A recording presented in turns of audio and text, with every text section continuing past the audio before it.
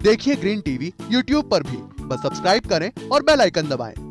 नमस्कार दोस्तों, स्वागत है आप सभी का किसान बुलेटिन में और मैं हूं आपके साथ पारुल यादव। किसान बुलेटिन की बड़ी हेडलाइंस पर एक नजर डालेंगे, लेकिन उससे पहले एक नजर डालते हैं हमारी आज की खास ग्रीन टिप पर।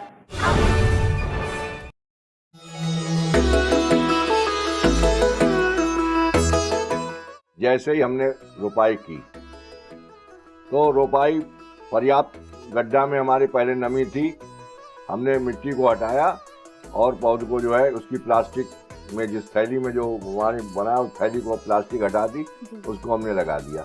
लगाने के तुरंत बाद जो है हमको उसकी सिंचाई कर देनी। और अगर हमने बीज बोया है तो बीज बोने के हिसाब से तुरंत सिंचाई नहीं करनी। अच्छा, अगर बीज बोया है तो सिंचाई कुछ वक्त बाद की जाती है। तुरंत सिंचाई नहीं करेंगे, लेकिन नमी पर्याप्त बनाए रखने के लिए जो है, जैसे हम देखेंगे नमी कम हो गई है वैसे हम देंगे। लेकिन रोपाई करते समय ये आवश्यक है कि तुरंत पौधा लगाया जाए और तुरंत ही सिंचाई की जाए। उसके पश्चात 10 दिन के अंतराल पर यदि वर्षा नहीं होती है और हमें मालूम हो रहा है कि अब हमको जो है नमी हमारी कम हो रही है, तो 10 दिन के अंतराल पर जो हम सिंचाई करते रहें।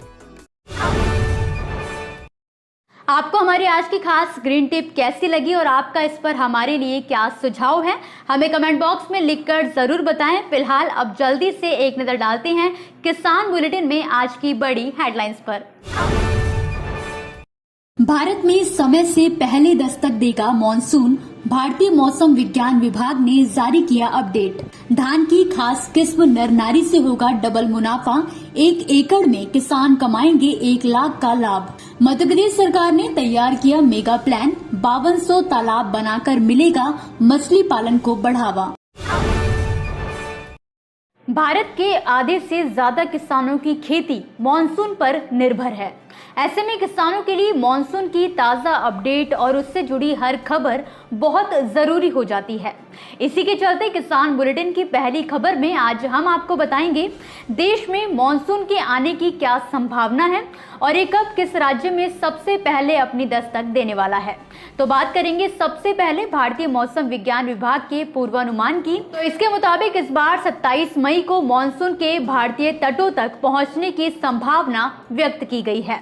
हालांकि इस तारीख में 3-4 दिन पहले या बाद का बदलाव देखा जा सकता है। जैसा कि भारत में मॉनसून का आगमन सबसे पहले केरल में होता है, तो इस साल भी मॉनसून की पहली बारिश केरल में होने वाली है। बता दें कि मॉनसून ने अंडमान सागर और बंगाल की खाड़ी के दक्षिणी हिस्से में अपनी दस्तक दे दी है। वहीं मौसम विभाग ने सोमवार को कहा है कि मॉनसून अगले 2-3 दिनों में पूरे अंडमान सागर, अंडमान निकोबार द्वीप समूहों, मध्य पूर्व बंगाल की खाड़ी में छा जाएगा। आमतौर पर इन क्षेत्रों में मॉनसून 22 मई को सक्रिय होता है, मगर इस बार ये 6 दिन पहले ही सक्रिय हो गया है। वहीं केरल में ये सामान्य तारीख से 5 दिन पहले पहुंच सकता है। बात करें उत्तर भारत की, तो वहां भी इस साल समय से पहले मॉनसून पहुंचने की संभावना जताई गई है। इसी के साथ आईएमडी का कहना है कि दक्षिण पश्चिम मॉनसून का अंडमान निकोबार द्वीप समूह की ओर बढ़ना 4 महीने की बारिश की शुरुआत का अच्छा संकेत है, जो मुख्य रूप से कृषि की अर्थव्यवस्था के लिए जरूरी है।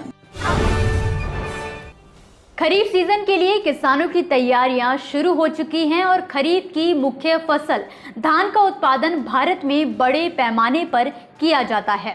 हालांकि कई राज्य सरकारों द्वारा पानी की किल्लत को देखते हुए अब इसकी खेती नहीं करने की सलाह किसानों को दी जा रही है, मगर ऐसे किसान जो धान की खेती करने के इच्छुक हैं, उनके लिए इसकी बेहतरीन किस्म और उससे जुड़ी कुछ जरूरी बातें जानना जरूरी है।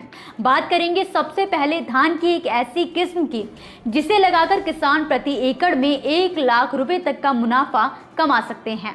जी हाँ, 1 एकड़ में 1 लाख का मुनाफा। धान की इस किस्म का नाम है नरनारी धान, जिसकी खेती आज के वक्त में कई किसान कर रहे हैं और लाभ भी कमा रहे हैं।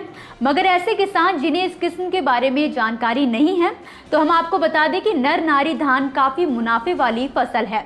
इसमें नर व मादा पौधों को खेत में ही क्रॉस यानी कि पूरक परागण कराया जाता है। धान की इस किस्म की खासियत ये है कि इसकी 1 एकड़ खेती में 10 से 15 क्विंटल की पैदावार होती है, यानी कि किसान आसानी से 1 लाख तक का मुनाफा कमा सकते हैं। जानकारी के लिए आपको आपको बता दें कि धान के इस बीज की मांग मध्य प्रदेश और महाराष्ट्र में सबसे ज्यादा है। छत्तीसगढ़ के धमतरी, बालोद व दुर्ग जिले में किसान इस किस्म का धान उगा रहे हैं। धमतरी में 5000 एकड़ से ज्यादा में इस तरह की धान की खेती की जा रही है, जबकि रायपुर में धीरे धीरे इसका रकबा बढ़ने लगा है। पादप प्रजनन विभाग इंदिरा गांधी कृषि विश्वविद्यालय के HOD डॉक्टर दीपक शर्मा ने कहा कि नरमादा धान की किस्म से किसानों को अच्छा फायदा हो रहा है। इसका रकबा बढ़ रहा है। हालांकि ये एक हाइब्रिड किस्म है, मगर किसानों की रुचि इस ओर धीरे धीरे बढ़ने लगी है। गिरते जलस्तर और जल संकट की समस्या को देखते हुए अब मध्य प्रदेश सरकार ने एक जरूरी कदम उठाते हुए केंद्र सरकार की अमृत सरोवर स्कीम का मेगा प्लान तैयार किया है। इसके तहत प्रदेश के कुल 52 जिलों में 5200 तालाब का निर्माण किया जाएगा और इतना ही नहीं, तालाब के निर्माण, निगरानी और मेंटेनेंस के लिए सरोवर प्राधिकरण का गठन होगा। पंचायत एवं ग्रामीण विकास मंत्री महेंद्र सिंह सिसोदिया ने बताया कि सरोवर प्राधिकरण से जुड़ी सारी प्रक्रियाएं बनाकर इसका प्रस्ताव कैबिनेट में रखा जाएगा।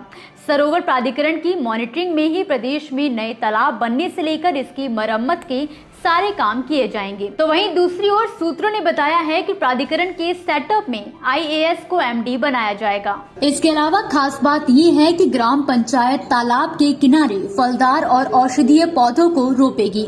केंद्र सरकार की अमृत सरोवर शासन ने हर जिले में 100 तालाब बनाने का फैसला लिया है। इसके लिए प्रत्येक जिले में लगभग 4 करोड़ रुपए का प्रावधान रखा गया है। इस हिसाब से एक तालाब पर करीब 4 लाख रुपए तक का खर्च आएगा। करीब 2 से 3 साल में तालाब निर्माण का काम पूरा करने का लक्ष्य है।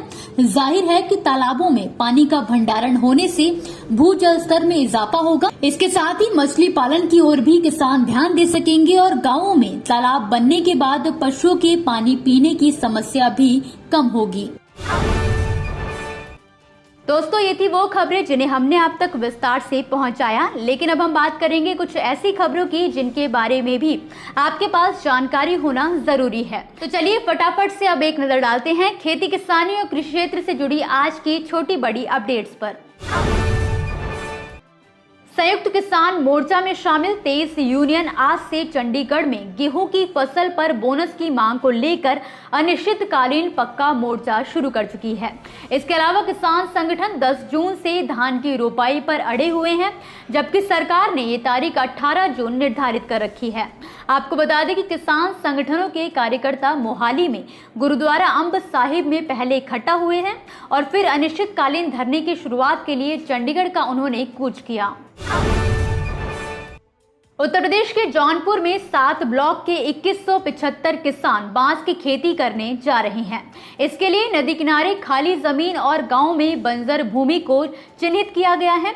किसानों की आय दोगुनी करने के लिए प्रशासन की तरफ से बांस की खेती का विकल्प दिया गया था, जिसके चलते किसानों ने बांस की खेती करके अपनी किस्मत बदलने का फैसला किया। आपको बता दें कि एक तरफ इससे किसानों की आय में इजाफा होगा, तो वहीं दूसरी ओर नदी के किनारे कटान भी रुकेगा। छत्तीसगढ़ के बिलासपुर जिले के सीपत क्षेत्र के नवा गांव कोडिया में रहने वाले एक किसान ने मूंगफली के खेत में गांजा के पौधे लगाए थे।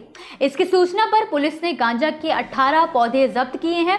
आरोपित किसान के खिलाफ NDPS एक्ट के तहत कार्यवाही की गई है। पुलिस ने गांव वालों की मौजूदगी में ही खेत से गांजे के 18 पौधे जब्त किए। आपको बता दें कि इन पौधों की लंबाई तकरीबन 8 से 10 फीट थी, जिसकी वजह से पौधे दूर से ही दिखाई दे रहे थे। पंजाब के डेयरी किसान अब आंदोलन की राह पकड़ते नजर आने वाले हैं। दरअसल अपनी मांगों को लेकर वो 21 मई को पूरे प्रदेश में जिला मुख्यालय पर प्रदर्शन करेंगे। आपको बता दें कि किसान दूध पर 7 रुपए प्रति किलो की वित्तीय सहायता की मांग कर रहे हैं। वहीं सरकार के ढीले रवैये के बाद डेयरी उत्पादकों ने आंदोलन का फैसला किया है। इंदौर को प्राकृतिक खेती में अव्वल बनाने के लिए पीएम मोदी की सलाह पर अमल करना शुरू कर दिया गया है। इसके लिए सोयाबीन की प्राकृतिक खेती पर विचार के लिए 17 और 18 मई को इंदौर में सेमिनार का आयोजन किया गया है। इसमें देश भर के 150 से ज्यादा कृषि वैज्ञानिक, सोयाबीन किसान और कृषि अधिकारी शामिल हो रहे हैं। साथ ही भारतीय कृषि अनुसंधान परिषद और किसान कल्याण मंत्रालय के अधिकारी भी इस आयोजन में शामिल होंगे। ये विशेषज्ञ किसानों से ऑर्गेनिक और प्राकृतिक खेती पर चर्चा करेंगे। इसी के साथ आज के किसान बुलेटिन की बड़ी खबरों में फिलहाल के लिए बस इतना ही। आप मुझे दीजिए इजाजत और देखते रहिए ग्रीन टीवी। नमस्कार। देखिए ग्रीन टीवी यूट्यूब पर भी, बस सब्सक्राइब करें और बेल आइकन दबाएं।